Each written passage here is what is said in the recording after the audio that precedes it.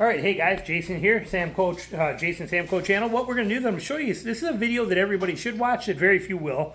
Very few people don't care about this stuff till the time hits, but we are in the middle of a hurricane, and we've had no power now for 20-something hours, 24 hours, and this is the way it's going to be for probably another week or so. So this is a reality. But how do you survive this stuff real easy without getting crazy? Well, let me show you here. So first of all, notice we have our TV running. We're waiting. We're going to watch a movie here on Netflix. We got a few candles lit, but we got a extension cord going to there. If we come over this way here, I have my modem running right there, so that's up and going.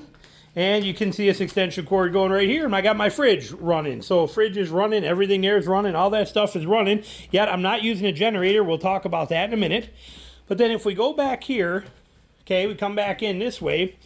As far as shower options, we have going on in here, we have right in here a solar shower set up right there, hanging on. I'm a photographer, so I have light stand, so I put a light stand right in here, and we have a solar shower hanging right there where we get nice hot water from for our shower, so I use for camp.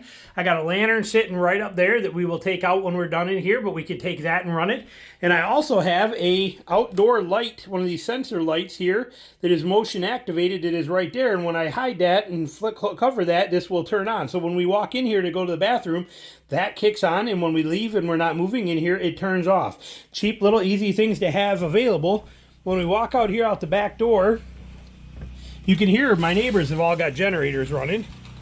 Okay, they got a generator running over there. They got a generator running over here. We do not have a generator running instead though, but you can see here, this is where I build up my shower system, okay?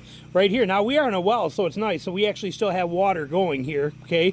Through the whole little town of 10 houses here are on a well. So we get water still. It's less pressure, but this is where I heat up my shower water. And we have for it over here, which I keep ahead of time just in case. You can see I have 5 buckets full of water right there. Some leaves got in them here, but we got 5 full buckets of water for shower water if we needed it, or for flushing toilets. Yeah, I'd have to pick the leaves out, but it's there as backup, and I knew I'd probably not need it. It's just an old habit to do it. But we have the hose right here, which we still have water pressure, so that takes care of that.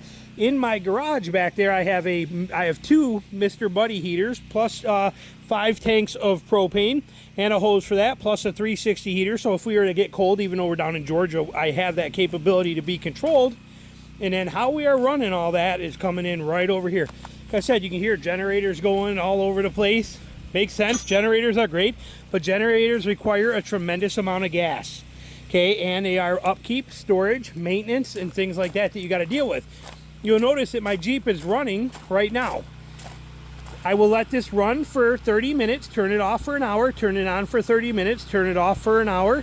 Okay, this is how I actually run everything that I showed you in my house. It is running right here through a 800. I got 2 of these. I got an 800 and a 1000 watt one, but we're using the 800 right now. This thing is about 8 years old. It's been proven. It's been used in so many different storms, but we are running this. We got 2 outlets, USB port if we want to, and it just hooks up to the battery.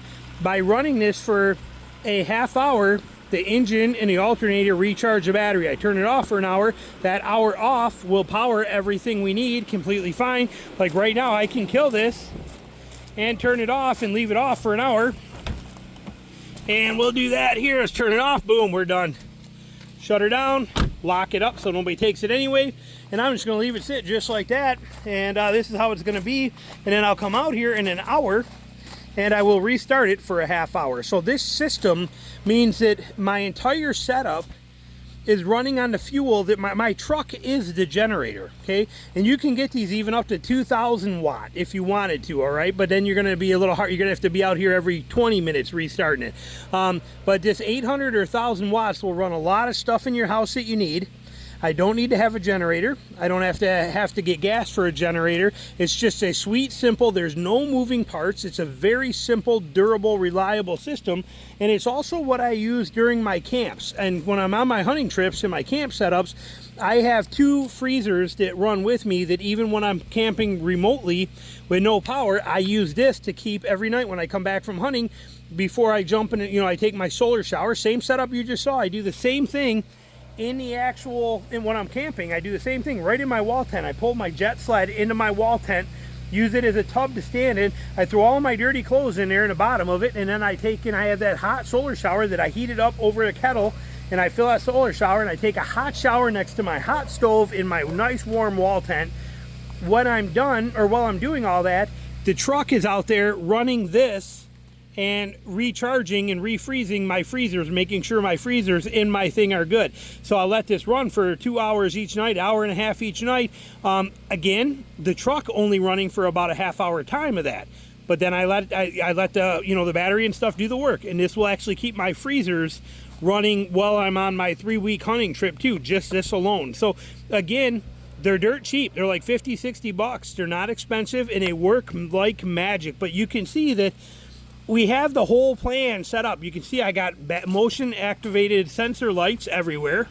Okay, that as they come in, they're going to pick me up. This one's probably, oh, it's because I'm shining a light on it. Probably burned out already, but from running all day. But you can see these sensors, lights that light everything up out here. They do all the work for me. I got the Jeep as the actual generator doing the work for me with that little inverter right there. Simply just hooks up to the battery. It's all you got to do. You can even, like if it was pouring rain, I could take this and just leave it tucked under the hood and put the hood down enough that it covers it, and you're completely fine. So even in the middle of the pouring rainstorms, it works like a champ. And then out back, see here, another one of those sensor lights just went on. Okay, I have all this stuff that I can take those sensor lights and I can pull them down. Not only are they useful outside, like you see them being used everywhere, I can take them in the house like I have done and put them in the bathroom and put them in places that we need them. See this solar light right out here that we have? Okay, there's usually 4 of them. They are scattered inside the house right now in the bedrooms to run. They'll run for about 8 hours. They've been charged all day. They're out there running. So we use that stuff to our advantage. Another sensor light right over here by my back gate. If I walk over here, this thing's gonna fire up. It just hangs on a tree. There it is. See that? Just hangs right there on a tree, but it lights this area up. That trailer is the one I was talking about that has the 2 freezers in it. I put a plug on the outside of that freezer that I can connect into if I need to and charge that stuff super simple and easy. So like I said, very little things. You don't have to overcomplicate this. You don't have to make it crazy. I can literally not see where I'm going. We're gonna turn you around.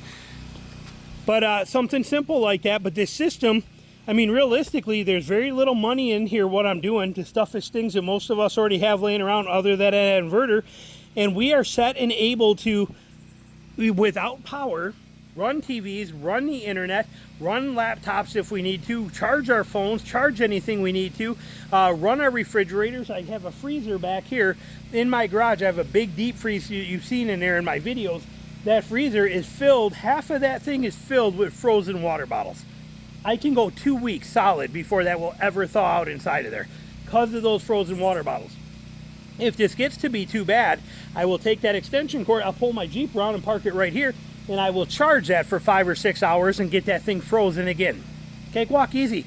And I have 20 gallons of gas, and I burn less than a quarter gallon of gas an hour while it's idling and just sitting there doing its thing. It doesn't hurt nothing, and I get so much use out of it, so much value in use without any worries of generator malfunction, having to buy and store massive amounts of gas, having to rotate gas. Now, I'm not saying a generator is bad. I've owned 7 of them. Love generators.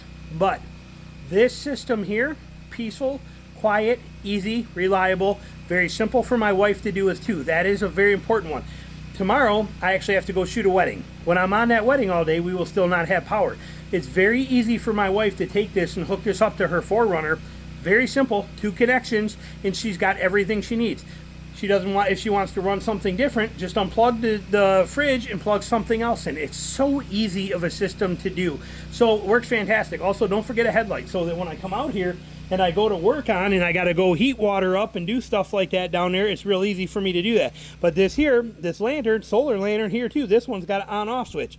So when we come out here and we need to, I can turn that on, and I set it right there so that when I'm working, I have light. Everything is a plan, but it's all multiple use stuff that I'm already using. Okay, I already have the solar lights set up and I'm using them. I already have the yard lights set up out there and are using them for decoration. I already have the, camps, the turkey boiler here, but you could also just use you could use your charcoal grill even to heat the water up on if you have no power, or your propane grill. Put it on there, put a pan of water on there, heat it, pour it in your solar shower, and then put the solar shower in your shower. It's that simple. So no reason to overthink power outages and things like that. The biggest fear is heat and water. Water is solved by having 10 5-gallon buckets, not full of water all the time, but have 10 5-gallon buckets and store them. When you know a storm is coming, fill them so you have 5 or 10 5-gallon buckets full of water to flush your toilets, take showers with, that kind of thing, and make sure you got plenty of drinking water so that you're all good.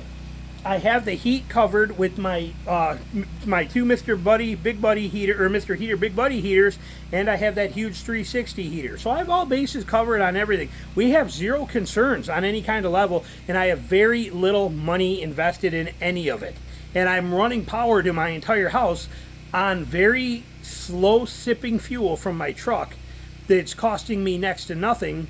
It's more reliable than anything out there. It's dead quiet, and it covers a lot of stuff. Now, with my little 800 watt, I'm not going to be running 25 lamps and running my air conditioner. You're not going to do all that stuff with a generator very well anyway. Okay, you got to get up there in the 7,000 range, 7,000 watt kilowatt generator to be able to do a lot of that kind of stuff anyway. I think even a well or a well pump takes 3,500, I think. So you got to get into some pretty good generators to really run a house. Instead of doing that, and that's always a great option, this is a sweet, simple little one. So just a great little system for you. So hopefully you found some enjoyment or got some tips out of this that are going to be valuable for you. Thanks for watching.